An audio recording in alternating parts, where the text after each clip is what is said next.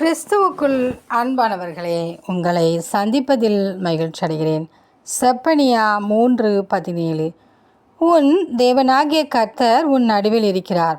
அவர் வல்லமையுள்ளவர், அவர் இரட்சிப்பார். அவர் உன் பேரில் சந்தோஷமாய் மகிழ்ந்து தம்முடைய அன்பு நிமித்தம் அமர்ந்திருப்பார். அவர் உன் பேரில் கம்பீரமாய் களி கூறுவார். பிரியமானவர்களே, நம் தேவனாகிய கர்த்தர் நம் நடுவில் இருக்கிறார்.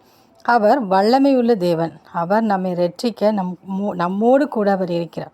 எனவே ஒவ்வொரு நாளும் நாம் அவருடைய சமூகத்தில் மகிழ்ந்து களி கூறும்போது தேவனாகிய கர்த்தர் நம் பேரில் அவர் கம்பீரமாய் அவர் கடந்து வருவார்.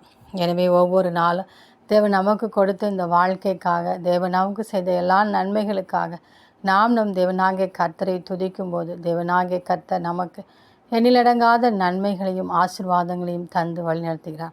நம் நடுவில் தேவன் இருக்க வேண்டும் என்றால் தேவன் விரும்பாத பாவங்களையும் அக்கிரமங்களையும் அதில் விட்டு நாம் வெளியே வர தேவனாகிய கர்த்தரிடத்தில் நம்ம ஒப்பு கொடுப்போம். ஒருவேளை நாம் அதில் இருந்தால் அதிலிருந்து மனம் திரும்புவோம். தேவனாகிய கர்த்தர் நமக்கு உதவி செய்ய அவர் வல்லமையுள்ள தேவனாயிருக்கிறார்.